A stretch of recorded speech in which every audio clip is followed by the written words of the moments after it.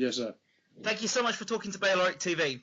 No problem, man. No problem. A special we've got here with the fast one, Eddie Chambers. Yeah.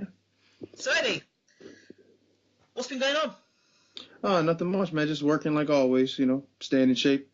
Since January, when I was in France, it's been going strong with the Team Fury. Mm-hmm. Actually, just I went back for about a month, just see family, spend time at home, and then came on back to work, ready to roll. I have to say, I was very, very upset. You were on the bill the last fight, I believe, where at 4:30 in the afternoon. Yeah. What the hell was that all about? Well, you know what it was? And it's happened before, because I remember I fought Moses, and they had me fight him. Like, I swear there was like 3 people in the audience. Mate, you're a world-class heavyweight. Yeah, and you're fighting at 4:30 in the afternoon. But you know what it was? Because I did it in the Moses fight as well. I did it because they wanted me to do commentary. You know what I mean, for the show. So they wanted me to. They say, okay, well, these opponents aren't gonna sell any tickets, or you know what I mean. Actually, it's either way it goes. It's good for me. You know what I mean. I'm on television. People are seeing me talk, regardless of whether they're seeing me fight as much. Right. I mean, it's still, at least I'm still in their face. You know what I mean. It would be it'd be better if I fought and they seen it and say, oh my gosh, look what he did. But I mean, at the same time, hearing me talk and obviously that means I'm doing well because I'm still winning and I'm still on television. You know what I mean? It's actually a good thing, and it gets you fans in other ways. You know what I mean? Because you got to get your outside of the ring persona up too. And I've never been the most popular guy outside the ring, so you know what I mean. Let's what we're working on now.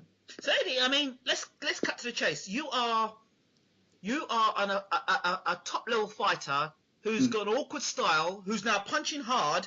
Mm-hmm. Why the hell does anyone want to fight you? That's why I'm fighting the guys that are in front of me now. I got to fight who they put in front of me. I got to fight who we can get. It's not going to be an easy thing. I can't say that, we're going to be able to get, the Wilders and guys like that to get in the ring. Because really, and I understand why not. I mean, why go backwards? And it's I don't want to say two. I don't want to really say backwards like I'm not quality, but backwards in the rankings to pull someone basically out of the fire and say, hey, you know what I mean? Let me fight this guy. He's a name. Let me get him off. And not only just pulling me out, but it's also looking and saying, well, damn, he's in shape. He's training with a good team. You know what I mean? He's obviously, he got the awkward style. He's a very good boxer, fast. What's the point? And that's what these guys are saying. And I don't want to say too much because then I'm giving them a built-in reason already to say no. But at the end of the day, you know what I mean? That's just the way it is. So, just like it's always been with me, I got to work my way up, and I don't mind doing it blue-collar style, just working and fighting who I can fight, get up in the rankings and go. I mean, my concern and the concern of a lot of people that are watching your career would say, are you losing all the best years or the best time of your career in the gym? Because, I mean, you're fighting guys, but the guys that you're going to clean up anyway. I mean, is the best of Eddie Chambers, are we going to lose the best years of Eddie Chambers by you commentating and fighting guys of, that's the question, because we want to see you in the big fights. No, I just want to see the big fights. I agree. And I think, I don't think so. I think, it's funny because, a few years back is, 27, 28, 29, all that, I was fighting the best guys in the world. You know what I mean? Even even a year ago. Yeah. You know what I mean? Fighting the best guys in the world, names, you know what I mean? Stuff like that. Always fighting. Every fight was a 12-round fight. Every fight was a tough fight. And now it's like I'm in a good situation. I'm finally in the kind of shape and size that I want to actually be for the heavyweight division, weight-wise anyway. And, there's more force being, you know what? It's never that I didn't have the power, by the way. It was more just the emphasis. Like, I would just feel like, well, okay, I'm not going to knock nobody out, so I just go out there and box them to death. And I would do it, and it would work to a degree, but I think this way is a lot better. It's going to be a more fan-friendly. But anyway, back to what I was saying about the situation. But I just think with the direction that I kind of lost my train of thought. I got a little too far away from it. What the hell was I saying? Okay, let's throw something else in the mix. Okay. You know what? Hey, listen, I get hit for a living, so don't forget. You know what I mean? I don't get that much, but I get hit by some heavyweights. So that's cool. I understand. I get it too. But okay, listen. Let's put it this way. It looks clear that Tyson Fury, should he beat Chisora, will get to a world title shot before you do? Yeah. And I would think that's obvious. I mean, I just think he's positioned. If Tyson Fury becomes undisputed heavyweight champion of the world, where Uh, the hell does that leave you? I mean, it's obviously leaves you in a tough spot because what would I want to fight Tyson for? First of all, we spar in the gym every day. We friends, family to a degree. It's just like when you look at that, it's like why? You know what I mean? But obviously, a lot of people would say you know what? That would make more headlines than anything. Even right now, even in the position I'm in right now, me fighting Tyson. Remember when I put a tweet out a little while back, right? It was a joke about Huey, Huey, cousin. Oh yeah, we're gonna fight, we're gonna get it on, blah blah blah blah. Put it on, ESPN picked it up and all those. I was like, and it was a wind up. It was a joke. It was just like April Fools, right? It was April. Yeah. And I don't even think I had a fight yet at that point. Yep. He ate it up. So you see that right there would make more headlines, especially me fighting Tyson or something like that. Oh man, that would be more interesting than even him fighting Klitschko to a degree because we're on the same team, just because of the situation it's in. That's all. Ian Lewison and Audley Harrison, two British fighters your name's been connected with heavily. Yeah. Can you clear that up? I mean, the Ian Lewis situation, we were trying to get that. Then he had gotten an injury or something. Yep. And then that was scrapped, obviously. Then we were looking for an opponent. It was getting tough. We were getting coming down to the wire, and I think we caught him. It was about 3 weeks though, and he said openly that he doesn't. Yeah, I'm not taking no fight with nobody like that in no 3 weeks, or 2 weeks or whatever the amount was. So he scrapped that situation. And as far as Audley, I think Audley's just trying to get back in. He just wants to get his popularity up, make some money. I mean, that's just the way it is. He's already popular. That whole what's that Big Brother show? Yeah. That just took it to another level. So I mean, he's in. I mean, I don't know. Me looking at him, I mean, how much boxing does he really need to do anymore? He's as famous as anybody in the UK. So I don't know. But I mean, I spoke to Peter about this, and he openly said we don't need Audley Harrison to fight Audley Harrison. If you were to go out there and not knock Audley Harrison out in the first round, you'd be the championship. And if you were to get done by Audley Harrison, my career's over. You dig what I'm saying? Over. Oh, absolutely over. No matter. Listen, I can get beat Audley Harrison and come back and beat Klitschko the next fight. Oh, he just got lucky. I don't care. But that's it. I'm telling you, because that's how bad that loss would be. So this is the kind of thing where you got to be careful what you do as far as business and the fights you take. It's not, I'm afraid or worried about fighting Audley. I'd have fought Audley Harrison last night if they would have asked it for real. Yeah. If it was a different situation. But truth be told, what's the point? It's just like going to say, hey, Deontay, you need to fight this Chambers kid right now. Blah, blah, blah. Huh? Listen, I'm about to fight for a world title. What do I need to go back to that? Fight for less money. You know what I mean? And there's no title at stake? And I could possibly lose? No way. Okay. Let me throw something to you. Shagayev. Come on, man. You can fight Shagayev. Listen, let me tell you something. We said this, and when that whole Fresno Kendo situation happened, and we didn't think he was going, we didn't know whether he was going to fight or not. Yeah. We put the bid in right away. Hey, we'll fly over. And it was literally it was about 24-hour notice. And I was already training. You know what I mean? I've been sparring with so many different guys, so a southpaw really wouldn't have mattered. Listen, I would have went over as much as I hate flying. I would have been in Russia that next day. We'd have got a nice little first class seat laid out.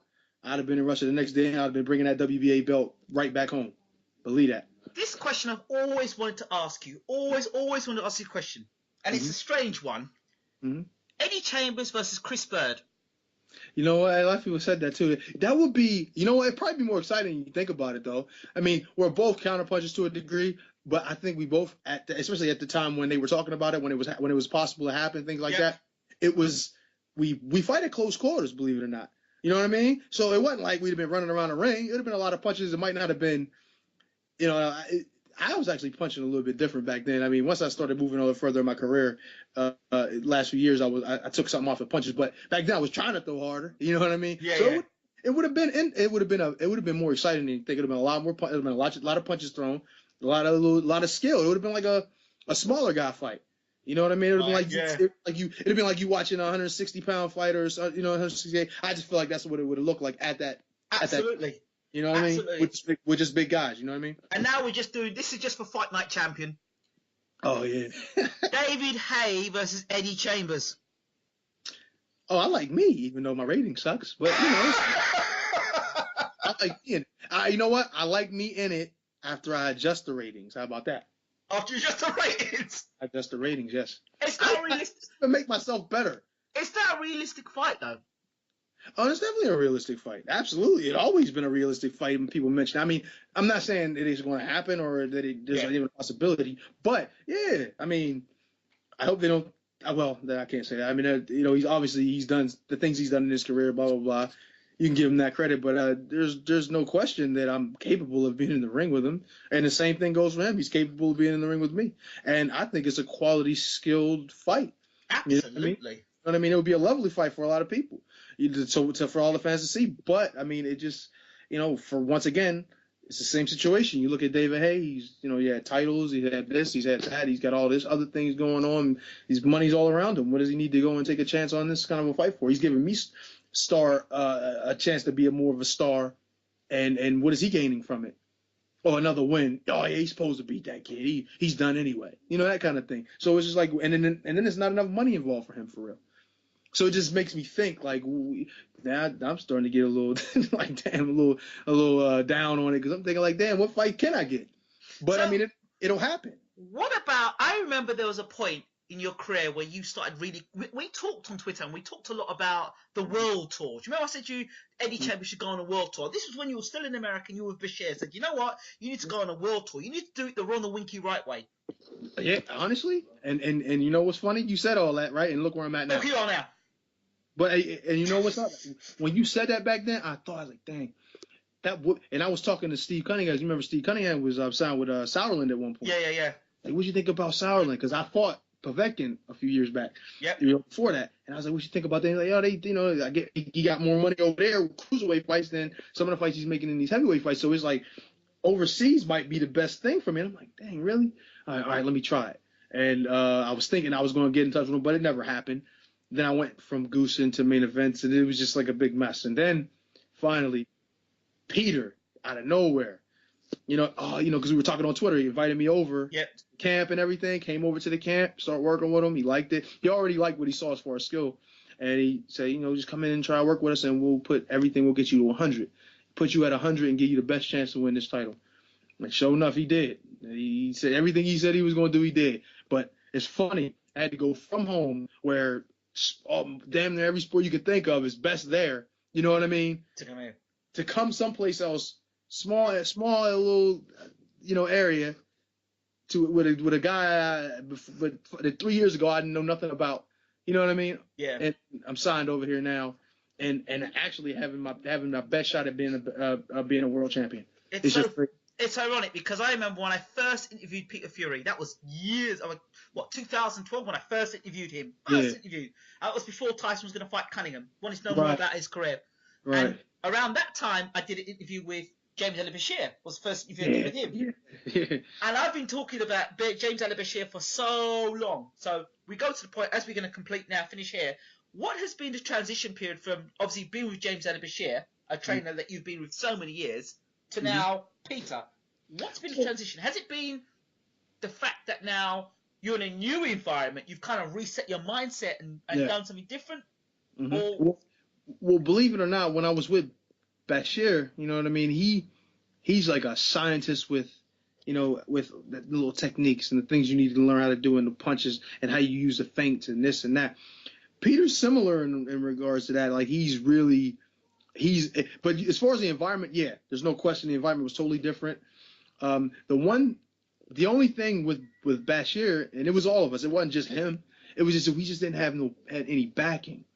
If we had the right people, like if we had the team that Peter has right now, and the group of guys that I'm around right now, the sparring, everything with Tyson and Huey and all of them, young Huey, everybody, it it would have been I think it would have been I would have been fine with having Bashir. I would have never, because I feel like he's one of the best trainers in boxing. There's no question about it. No question. Every time anybody asks me, he's definitely one of the best trainers in boxing that some people don't know about and that they need to learn about. Yeah. But Peter is also, you know what I mean? And Peter's, has everything that he needs. You know what I mean? The backing behind it, the connection, everything. He's got it. Then he has the knowledge as well, and he has a different attitude. He's a good game plan guy as well. So when me coming over there, really I didn't lose anything as far as with the with learning. There's only certain technical things that obviously Bashir did different, and that I liked obviously. Yeah. And there's slight differences, but we're working on things here.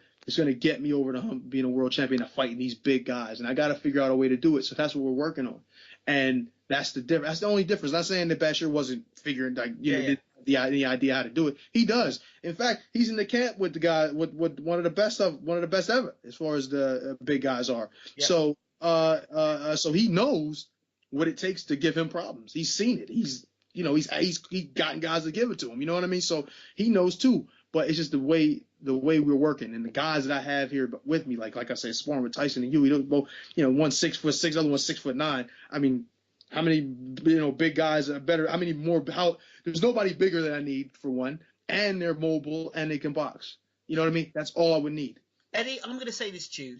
Talking to you in the short time I've spoken to you today, mm-hmm. I've discovered so much more about you as a refreshing character, personality.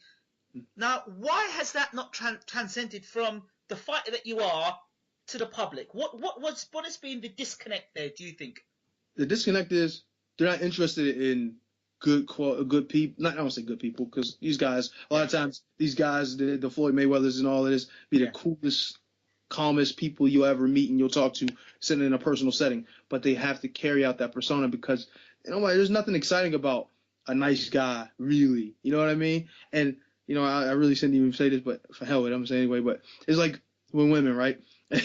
With women, if you're a super easygoing, nice guy that they can run all over, there's no excitement with that. What are they going to do with that? They can't have fun with that. Now, obviously, that's the guy you supposed to marry, but they'll lose out because there's no excitement. There's no fun. Yeah. They want that excitement. They want that, you know what I mean? Just like in boxing, the fans, they don't even notice it. They can't stand Floyd Mayweather, most of them, right? They hate him. They want it. But you know what they do? They pay them pay-per-views. They get them crazy numbers of pay-per-view. You know why? Because they can't wait to see him lose. But and the 24/7s or the Showtime or the what do you call it? All Access. Yeah. He loved that. They sit there watching it. Oh, I can't stand them. But they won't change the channel. But think about that. So it's the same principle. So with me, that Lion's a real nice kid. He can fight, but he's not interesting though. Let's turn the page. Let's turn the channel. And that's how it is. Like, I can be sitting there talking real sense and giving you the cure for cancers and this and all that. But if I ain't talking crap like Floyd Mayweather and all that, and I ain't making no headlines, change the channel. Okay, so then, would you say you're in the same category as Andre Ward? Honestly, probably just like it. Only thing is, Andre Ward ain't lost a fight since he was 12 years old, and that's the one difference between us. Yeah. So he is forcing himself. These people have to listen to him or have to watch him because he ain't losing. You know what I mean? Yeah. And I'm in that, and I'm gonna put myself in that same position now. But that's one thing. See, if you're not, it's like with Floyd, he ain't losing either. But he also got the outside. That's why he's the #1 ticket seller in the box office. He's making all kind of money because not only is he not losing, but he's also selling tickets because they can't stand him and he talk all this crap. And then the ones that do like him love him because he talk all that crap and all that. But Dre, he just cool, come to work, lace him up, beat everybody up, and then go on home. And then when he get on HBO and talk sense, it's not exciting, but you gotta watch him. Now I'm going to put the gun to Eddie Chambers' head, quite literally. Oh, goodness. Oh. Here it comes. Who do you dislike in the heavyweight division? Honestly, I have nothing against nobody in the heavyweight division. I'm going to be honest with you 100%. No. All right. And you know what? I know you're probably thinking, Otley Harrison, right? Because you talk all that crap on me. Was he talking crap about you? What was he saying about you? I didn't hear. Ooh, just look at the tweets, man. Look at some of them old tweets. He be calling Fat Eddie, this and that. He said, I remember one time I had this picture where I thought I looked pretty good because I was training my balls off of, over here. So, and then he said, oh, congratulations on your 2-pack, and then laugh out loud. But you know what? I know what he's doing, and I ain't mad at him for doing it either. But I really don't have anything against, this is a sport. You know what I mean? Yeah. Listen, even this was gladiator times where you kill each other. I think the person that lose first is the one that I can't stand him. I'm like, you losing valuable brain cells right then. You getting angry. You ain't thinking straight. You know what I mean? I'm not mad at any of these guys. But when I get in the ring, I'm gonna respect them 100%. But I'm gonna find a way to dismantle them, and that's the way it is. I have nothing against none of them. We're all sportsmen. You know, Audley, I know Audley pretty well. Audley would probably try to forget me. I remember Audley. Me and Audley used to go to college together. We sat down in the same class, right next to one another. Yeah. And Audley told me to start taking his boxing classes for him. So, and his manager is related to me as well. So his ex-manager, when he was unbeaten. So and Audley's always been one that's been quite vocal about his abilities and very vocal about how he carries himself. Mm-hmm. But he hasn't sort of he's kind of let himself down. However, if a fight between you and him was made, I can guarantee you, because you're not a 6'5", 6'7", 6'8" giant, he will come and try and impose himself on you. Oh, absolutely. Absolutely. And you see, and now that is a danger right in itself right there. Yeah. But you know what's funny?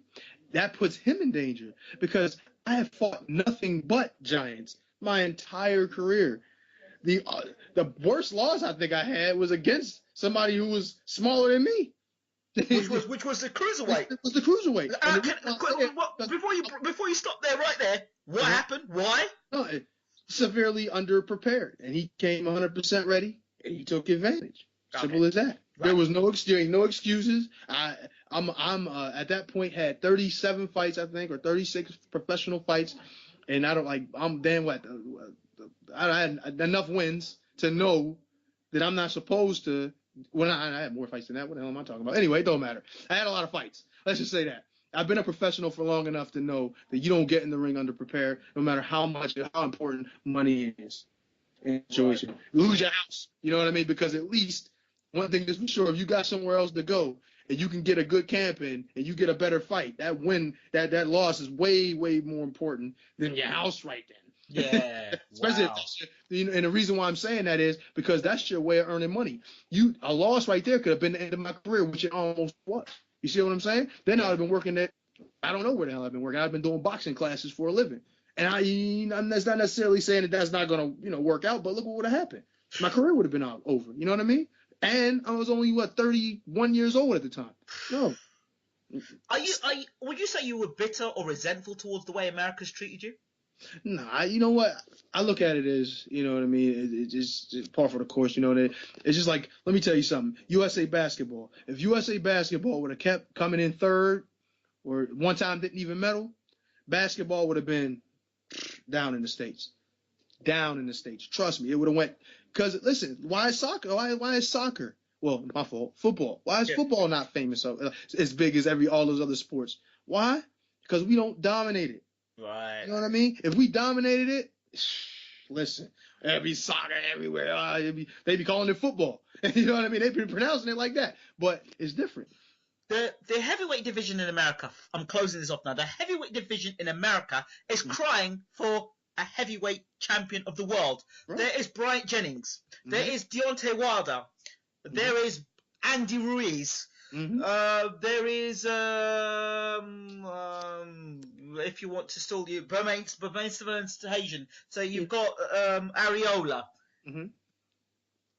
Where do you fit in that mix? And can you establish yourself as the best fighter in America? And Tony Thompson. Let's not forget Tony Thompson. The best heavyweight in America. Can you do it? I've done it before, and I've done it with a lot less behind me. Right. I see why I should not only be the best American heavyweight, but one of the best in the world, as I was at one point. And I still believe I am. It's just opportunity. You know what I mean? Like I said, backing. I fought Tomas, and I tore that bicep in the first round. If I'd have had the right people behind me, that fight would have been mine, one-handed and all. Not saying that I don't think I won, because I do think I did. Right. But at the same time, it's kind of hard to go against a guy trying to throw 100 punches around, even if he's landing one of them, he's still throwing all them. Even though he's getting hit 20 punches maybe 20 times around, don't matter. He can lay. He's throwing more. That's his people. They want him to go on. He's going to make the money. Forget him. Forget Chambers. He lost. You know what I'm saying? Yeah. But this situation that I'm in now, why can't I? Why can't I get over the hump and win that title this time? I should be able to. You know what I mean? I got everything I need now. So what's the point? There is no excuses now. There's no, I can always say I'm too small. But no. But seriously, at the end of the day, I never want to make excuses. I've been fighting these giants and all this time, even without the best of everything. Now I do have it. There's no excuse. It's time to go get it. And I feel like I'm right with any of those guys. Eddie Chambers, thank you so much for talking to Bayloric TV. No problem, man. Anytime. You know that. Been a long time overdue, this interview. Listen, you got my Skype and everything, and I just looked at it on there. I'm like, hey, I ain't talked to this boy in a minute. What's up with him? Why ain't he going? You know, see what I'm doing. I've been working. It's like, no, but it's all good. No, it's just anytime. Like I told you, just let me know and we good. Eddie, thank you for talking to Bayloric TV. We appreciate you. No problem, man. All the best. Yes, sir. Take care. Yeah, you too.